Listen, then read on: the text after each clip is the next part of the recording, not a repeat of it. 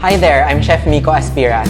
The reason why I opened Don't Doughnuts is because of my love for donuts, and I think creating a new type of donuts here in Sydney is an amazing idea.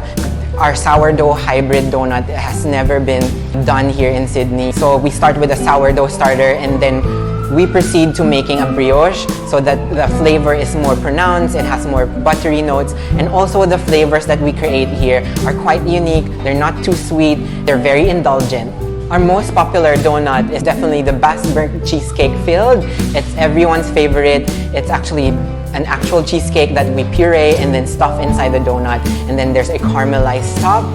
One of my most favorite donuts is the salted caramel. So we start with a brown butter and then we proceed to making this beautiful salted caramel, and we just fill the donuts and it's quite good.